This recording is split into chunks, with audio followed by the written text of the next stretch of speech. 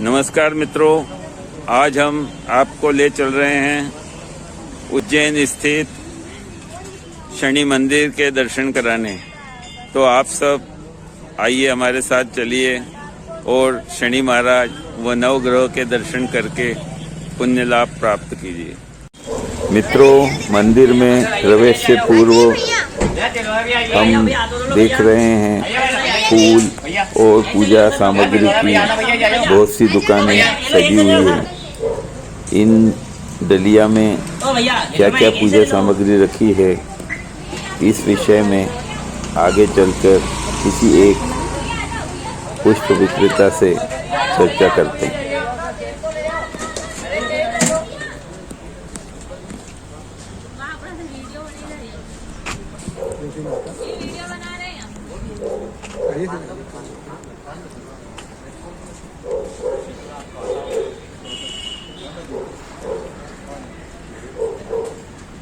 इंदौर से जाना, इंदौर से जा रही वो नदी है पर वो नाले के बराबर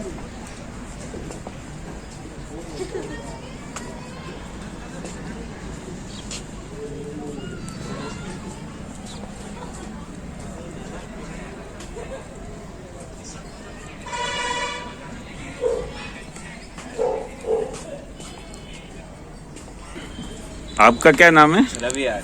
अच्छा, तो ये जो मैं देख रहा हूँ कि इस डलिया में जो है बहुत सी सामग्री है, तो ये क्या क्या रहता है इसमें? सर यहाँ पे नवग्रह मंदिर है जी। शनिदेव है, बाकी परिक्रमा लगाते तो राहु केतु सोम मंगल बुध सब आते हैं जी। सूर्य सोलर सिस्टम में जिस प्रकार सूर्य बीच में रहते हैं और आसपास सभी ग्रह परिक्रमा लगाते हैं ना, उसी प्रकार से मंदिर बना हुआ है यहाँ पे। तो इसमें हम क्या है कि शनिदेव की जो पूजन रहते हैं, तेल, नारियल, काला वस्त्र, दीपक, धागे, उसके बाद में सभी ग्रहों के दान रहते हैं इसके अंदर। जो भी जो क्या क्या रहता है वो? ना, उसमें उड़द होते हैं, चावल होते हैं, बाजरा होता है, मक्का होता है जी। जो होती है, तो सबके अलग अलग जो जो अनाज बंधे रहते हैं इसके अंदर। तो यहाँ के मंदिर के कलर ही ऐसे आते हैं। अच्छा, तो उसी कलर के हिसाब से हम ये पोटली बनाते हैं अलग अलग ग्रहों की। अच्छा। वहाँ पे चढ़ाने में इजी रहता है। तो क्या अलग अलग इसमें मतलब अलग अलग कलर का चढ़ाना है? जी जी। तो उसके अंदर क्या क्या है वो अलग अलग इसका नहीं है क्या, ऐसा कुछ? नहीं, वो मंदिर के कलर ही ऐसे आते ना, तो परिक्रमा में एक एक पोटली चढ़ जाए। अच्छा, वहाँ ऐसे कलर है? हाँ, मंदिर के कलर ही ऐसा। अरे वाह वाह, क्या बात है, बहुत सुंदर बात ग्राउंड है। में टाइल्स हैं, पूरा मंदिर का बैकग्राउंड ऐसा है। हाँ, मैंने कुछ कलर तो अलग देखे हैं वैसे वहाँ, तो कलर अलग अलग ही रहते हैं। अरे वाह, बहुत बढ़िया बात है। चलिए, धन्यवाद। मित्रों, किसी भी धार्मिक स्थान का भ्रमण करने या दर्शन करने के लिए हमें यदि उसके विषय में समुचित जानकारी होती है तो और अधिक आनंद आता है। त्रिवेणी स्थित यह नवग्रह मंदिर उज्जैन का अत्यंत महत्वपूर्ण वो प्राचीन स्थान है। इस विषय में हम यहाँ के पुजारी जी से विस्तृत जानकारी प्राप्त करेंगे ताकि इस मंदिर के दर्शन में आपको और अधिक आनंद आए और इस मंदिर का इतिहास जानने को मिले। अब नवग्रह और शनि मंदिर के विषय में यहाँ के पुजारी श्री जितेंद्र बैरागी जी से हम कुछ प्रश्न करेंगे। आइए उनसे बात करते हैं। तो इस मंदिर के इतिहास के विषय में कुछ बताएं। यह जो मंदिर है काफी प्राचीन मंदिर है। राजा विक्रमादित्य जो उज्जैन नगरी के राजा रहे, उनके समय एक घटना व्यतीत हुई थी। नौ ग्रह उनके पास न्याय कराने के लिए आए।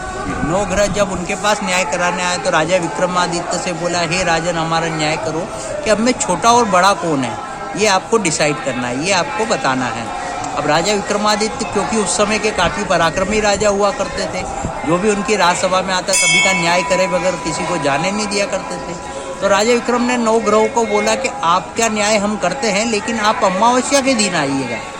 इसीलिए उज्जैन नगरी में अमावस्या का इस मंदिर पे बड़ा महत्व होता है। तो अमावस्या के दिन जब 9 ग्रह देवता वापस से उस नगरी में आए न्याय के लिए। तो राजा विक्रम ने उनकी 9 तरह की धातु मंगा के उनका न्याय करा, क्योंकि सभी ग्रहों की अपनी अपनी एक निश्चित धातु होती है। सूर्य की सोने की, चंद्र की चांदी की, मंगल की तांबे की, बृहस्पति की पीतल की, वैसे शनि की लोहे की होती है। तो लोहे की होने के कारण उनको छोटा बताया। छोटा बताने के कारण शनि महाराज को क्रोधित आ गया। क्रोधित होने के पश्चात जब वो राजा विक्रमादित्य पर क्रोधित होके गए, उसके पश्चात क्योंकि समय चक्र चल रहा था, काल चक्र में राजा विक्रमादित्य की जन्मपत्री के अनुसार उनकी 7.5 प्रारंभ हो गई। 7.5 जैसे ही प्रारंभ हुई तो राजा विक्रमादित्य की उज्जैन नगरी में शनि महाराज की लीलाएं होना चालू हुई। राजा विक्रमादित्य इतना पराक्रमी राजा होने के बाद भी जब शनि की दशा आती है तो व्यक्ति अपनी सारी शक्तियों को भूल जाता है। तो राजा विक्रमादित्य के पास शनि महाराज घोड़ा बेचने वाले का रूप धर के आए। राजा विक्रमादित्य ने घोड़ा खरीदा। घोड़ा खरीदने के पश्चात राजा विक्रमादित्य उस घोड़े की सवारी करने लगे। वो घोड़ा मायावी होने के कारण राजा विक्रमादित्य को उज्जैन नगरी से काफ़ी दूर ले गया, जहाँ चंपावती नगर, आज जहाँ महाराष्ट्र में बीड़ जिला बताया जाता है, वो चंपावती नगर हुआ करता था। वहाँ पे राजा विक्रमादित्य को गिरा दिया। 2.5 वर्ष तक राजा विक्रमादित्य को वहीं पर जंगल में भटकना पड़ा, क्योंकि शनि की दशा चल रही थी। तो राजा विक्रमादित्य जिस जगह पे चलते, सांझ काल होने के बाद अपने आप को उसी जगह पे पाते। तो 2.5 साल तक राजा विक्रमादित्य को शनि महाराज ने जंगल से नहीं निकलने दिया। उसके पश्चात जब 7.5 का दूसरा चरण आया, क्योंकि प्रथम चरण सिर पे होता है, द्वितीय चरण पेट पे होता है, तो राजा विक्रमादित्य की मति वापस आई और राजा विक्रमादित्य चंपावती नगर में गए। चंपावती नगर में देखिए शनि महाराज की फिर लीला क्या होती है। वो बैठ के कहीं पेड़ के नीचे बैठे हुए रहते हैं, सामने सुनार की दुकान होती है, सुनार अपनी दुकान खोलता है। फिर वही लीलाएं होती है, राजा विक्रमादित्य को अपने घर भोजन कराने के लिए लेके जाता है। वहाँ नवरत्न हाथ टंगा हुआ रहता है, एक मोर की खूंटी होती है, उस पर जो हाथ में टका हुआ रहता है।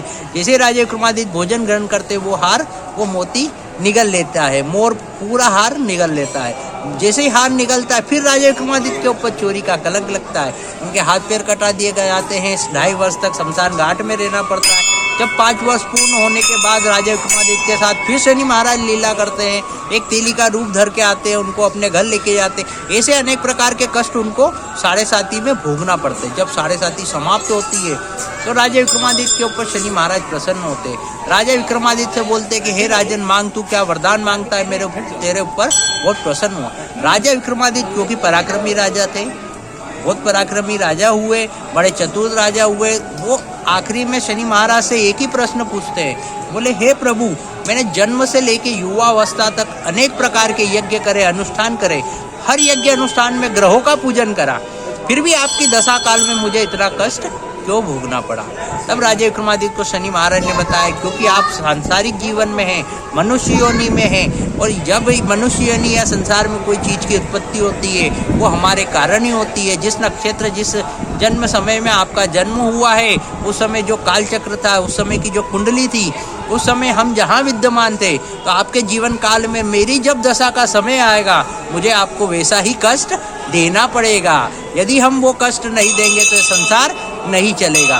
तो बोले प्रभु, यदि ऐसा है तो मेरी पूजा के पश्चात भी यदि काल चक्र में या दशा स्वरूप में यदि आप आएंगे और कष्ट देना होगा तो मुझे वरदान दीजिए कि आज के पश्चात मैं जब उज्जैन नगरी में आपकी आराधना करूं, आपकी पूजा करूं, तो मैं साथ में आपकी दशाओं का पूजन करूं, क्योंकि दशा काल में मुझे कष्ट भोगना पड़ा। तो राजा विक्रमादित्य के कहने पे शनि महाराज और नवग्रह देवता इस जगह पर, इस नवग्रह शनि मंदिर पर दशा स्वरूप में विराजमान होते हैं। यहाँ पे आप जाएंगे तो सारे ग्रह जो है वो रुद्र स्वरूप में विराजमान है, और सारी जो प्रतिमाएं हैं वो हर ग्रह की दशा स्वरूप में विराजमान है। दशाओं का पूजन होता है, क्योंकि दशाओं का पूजन व्यक्ति अपने स्वार्थ के लिए किया जाता है। स्वार्थपूर्ण पूजन या फल की इच्छा के लिए जो पूजन किया जाता है उसमें सर्वप्रथम आराधना गणेश जी महाराज की होती है। इसीलिए पूरे ब्रह्मांड, पूरे पृथ्वी का एकमात्र शनि मंदिर है जहाँ पे सर्वप्रथम आराधना गणेश जी की होती है। उसके बाद फिर 7.5 शनि महाराज, ढैया शनि महाराज, हनुमान जी महाराज और रुद्र शनि महाराज का पूजन किया जाता है। तब से यहाँ पे अमावस्या, क्योंकि अमावस्या को न्याय किया था, अमावस्या यहाँ का सबसे बड़ा पर्व कहलाता है। और शनिवार के दिन जो अमावस्या आती है वो यहाँ की सर्वश्रेष्ठ अमावस्या मानी जाती है। उस दिन सिर्फ यहाँ पे त्रिवेणी संगम, क्योंकि यहाँ पे 3 नदियों का संगम है, क्षिप्रा, स्वाता और गंडकी, जो गुप्त नदी यहाँ की मानी जाती है, उसमें सिर्फ स्नान करके, अपने वस्त्र, जूते, चप्पल दान करके, और यहाँ पे सिर्फ शनि महाराज के एक क्षण मात्र के दर्शन करने से उसके सारे कष्टों का निवारण होता है। तब से यहाँ नवग्रह देवताओं का, दशाओं का पूजन होने लगा। तब से सभी लोग यहाँ पे आते हैं, अपने कष्टों का निवारण करते हैं इसी माँ का। मित्रों, मंदिर के मुख्य प्रवेश द्वार से अंदर पहुँचते ही हमें जिन प्रतिमाओं के दर्शन होते हैं उनके विषय में यहाँ के पंडित जितेंद्र बैरागी जी ने हमें बताया। मुख्य मंदिर में 4 प्रतिमाएं विराजमान है जो मूर्ति स्वरूप में है, और एक शिवलिंग विराजमान है। जब राजा विक्रमादित्य के आह्वान पर नवग्रह देवता इस जगह पे प्रकट हुए थे, वो वाले स्थान सभी शिवलिंग के रूप में नवग्रहों में विराजमान है, जो सिंदूर रूप में प्रतिमाएं हैं। एक तरफ गणेश जी की प्रतिमा है जहाँ पे शुंड बनी हुई है, सेंटर में बड़ी प्रतिमाएं हैं जिसको 7.5 शनि महाराज कहा जाता है, जो 7.5 वर्ष की दशा रूप में विराजमान है। उनके पास में एक जो प्रतिमा है वो ढैया शनि महाराज की प्रतिमा है, जो 2.5 वर्ष की दशा होती है। दशाओं के ऊपर जो प्रतिमा दिख रही है छोटी सी, वो हनुमान जी की प्रतिमा है, ताकि दशाओं पर हनुमान जी का कंट्रोल रहे, क्योंकि राजा विक्रमादित्य ने दशाओं का पूजन किया, उसके बाद भी उनको संशय था क्योंकि शनि महाराज कभी किसी को क्षमा नहीं करते हैं। इसलिए राजा विक्रमादित्य ने उनकी दशाओं पर हनुमान जी का अधिकार रहे, उनका कंट्रोल रहे, इसलिए उनको दशाओं के ऊपर विराजमान किया है। जो शनि महाराज है वो शिवलिंग के रूप में विराजमान, जो स्वयंभू रूप में है, तभी से यहाँ पे 9 ग्रहों की दशाओं का पूजन होता है। और अंत में ढैया जी महाराज की प्रतिमा के दर्शन। मित्रों, रुद्र रूप में स्थापित श्री शनि महाराज के दर्शन के पश्चात जब हम प्रदक्षिणा स्थल की तरफ बढ़ते हैं तो हमें ग्रहों के विभिन्न कक्ष भिन्न भिन्न रंगों से सुसज्जित दिखाई देते हैं, और इन सभी कक्षों के रंगों के हिसाब से उन ग्रहों को अर्पित की जाने वाली सामग्री उन्हीं रंग की कुटरिया में पुष्प विक्रेता हमें देते हैं, जो कि यहाँ रंगों के हिसाब से उन कक्षों में अर्पित की जाती है। आगे हम विभिन्न कक्षों में स्थापित ग्रह की जानकारी आपको। मित्रों, प्रथम कक्ष में केतु ग्रह की स्थापना की गई है। हल्के नीले रंग से यह कक्ष रंगा हुआ है।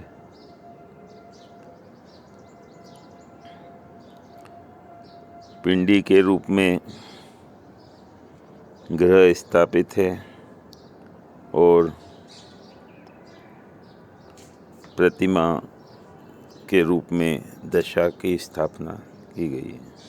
द्वितीय कक्ष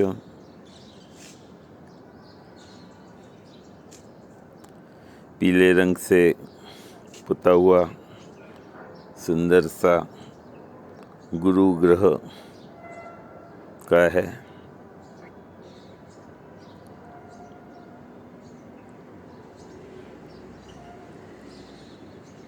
दिव्यता और भव्यता के हमें दर्शन हो रहे हैं। इसके पश्चात बुध ग्रह के कक्ष की तरफ बढ़ते हैं और दर्शन करते हैं। आगे श्वेत कलर में सुसज्जित कक्ष श्री शुक्र ग्रह का है। आइए दशा एवं पिंडी रूप में स्थापित शुक्र ग्रह के दर्शन। मित्रों, मंदिर के ठीक मध्य स्थल पर और शुक्र देव के कक्ष से भीतर की तरफ श्री सूर्य नारायण अर्थात सूर्य ग्रह की स्थापना की गई है। आइए हम दर्शन करते हैं।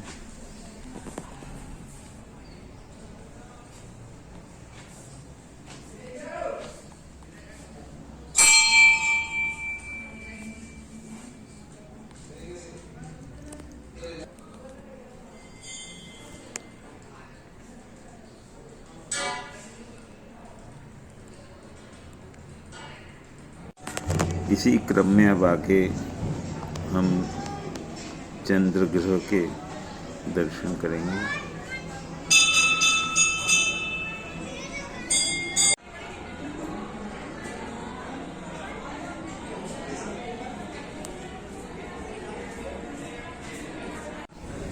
और शेष आगे के 2 कक्षों में क्रमशः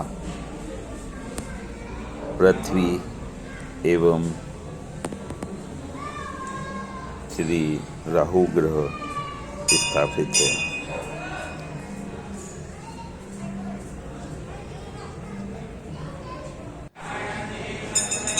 जिनके दर्शन के पश्चात हम इस मंदिर परिसर के सौंदर्य का अवलोकन करेंगे। इसी स्थान पर बने हुए संगमेश्वर महादेव मंदिर के दर्शन करते हैं, जहां शिव जलधरी के साथ ही भैरव बाबा की सुंदर प्रतिमा स्थापित की गई है।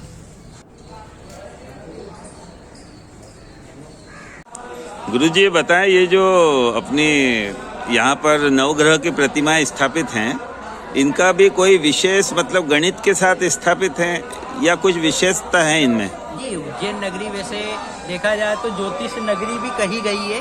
यहीं से काल की गणना करी जाती है और उज्जैन में जो यंत्र महल तंत्र महल जो कहा गया है, वहाँ से पंचांग निकाले जाते हैं। वैसे ही जब राजा विक्रमादित्य ने इस मंदिर के अंदर 9 ग्रहों को स्थापित किया और जब विराजमान किया, क्योंकि दशाएं विराजमान है, यहाँ से गणना करी जाएगी। उनके नाम से ही राजा विक्रमादित्य को वरदान दिया गया कि आपके नाम से ही आज से आने वाला जो भी पंचांग होगा या जो संवत होगा वो आपके नाम से विद्यमान होगा। इसीलिए आज के समय में जो ज्योतिष शास्त्र चलता है वो विक्रम संवत के अनुसार चलता है।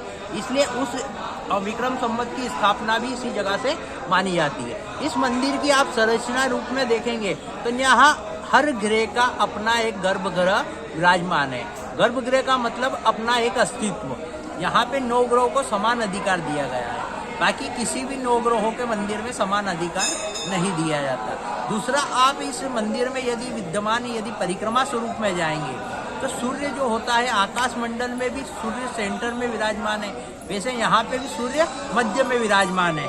उसके पश्चात जब आप सूर्य से ग्रहों की परिक्रमा यदि क्रमशः क्लॉकवाइज मतलब क्रमशः सीधे स्वरूप में यदि प्रारंभ करेंगे तो सूर्य के सबसे करीबी ग्रह आकाश मंडल में शुक्र विद्यमान है, जैसे यहाँ पे भी शुक्र विद्यमान है। उसके पश्चात जैसे ही उसकी दूरी देखा जाए तो चंद्र विद्यमान है, वैसे यहाँ उसके करीब में चंद्र विद्यमान है। और आप जब सूर्य से क्रमशः यदि सूर्य से आप परिक्रमा प्रारंभ करेंगे तो प्रत्येक ग्रह की दूरी जो आकाश मंडल में विद्यमान मानी जाती है, वैसे इस मंदिर के अंदर भी यदि क्रमशः आप सूर्य से पुनः प्रारंभ करते हैं तो हर ग्रह की दूरी आपको स्वयं ही पता चल जाएगी कि ग्रह के आकाश मंडल में जो स्थिति है वह इस मंदिर में विद्यमान स्थिति मानी जाती है। तब से इस मंदिर का एक महत्व अपने आप में बहुत बढ़ जाता है और इस महत्व का बढ़ने के कारण ही इस मंदिर का अपने आप में एक दुर्लभता मानी जाती है। धन्यवाद सर। जय शनि। जय श्री। मित्रों, मंदिर परिसर से लगकर ही शिप्रा अर्थात त्रिवेणी का घाट है, जहाँ श्रद्धालु शनिचरी अमावस्या व अन्य दिनों में अन्य पर्वों पर स्नान करते हैं। मंदिर का परिसर भी अत्यधिक सुंदर है। विभिन्न प्रकार के प्राकृतिक दृश्य से भरा हुआ है। अटखेलियाँ करते बंदर, आने वाले श्रद्धालुओं को लुभाते हैं और उनसे चने मूंगफली आदि पाते हैं। साथ में बना हुआ एक बड़ा परिसर यज्ञ एवं अन्य कार्यों में उपयोग होता है। आइए यहाँ होने वाले अनुष्ठानों के विषय में गुरु जी से चर्चा करते हैं।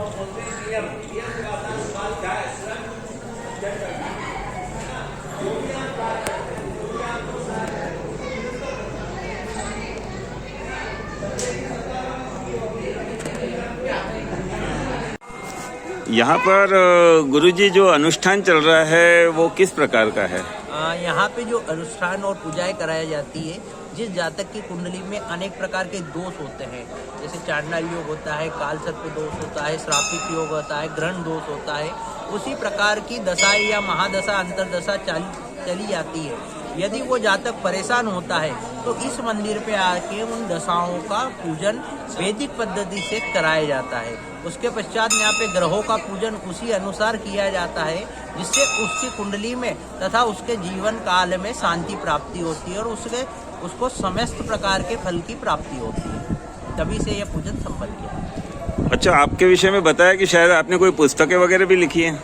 जी हाँ, मैंने 9 ग्रहों के बारे में भी जानकारी एक लिख रखी है। जी। उसके बाद नर्मदा पद प्रदर्शिका के नाम से एक पुस्तक हमारी निकलती है। दूसरा एक शिप्रा पद प्रदर्शिका, शिप्रा का उद्गम से लेके अंत कहाँ तक है, शिप्रा के किनारे कौन कौन से मंदिर विद्यमान है, शिप्रा का अपने आप में क्या महत्व है, उसे मोक्षदायिनी क्यों कहा जाता है, सारा वर्णन उस पुस्तक में आपको मिल जाएगा। क्या बात है, बहुत सुंदर बात है। धन्यवाद, बहुत बहुत आभार आपका। आपने मित्रों, नवग्रह के दर्शन और पंडित जितेंद्र बैरागी जी से ढेर सारी जानकारी प्राप्त कर अब हम घर की तरफ प्रस्थान करते हैं। आप सभी को आभार और सादर नमस्कार।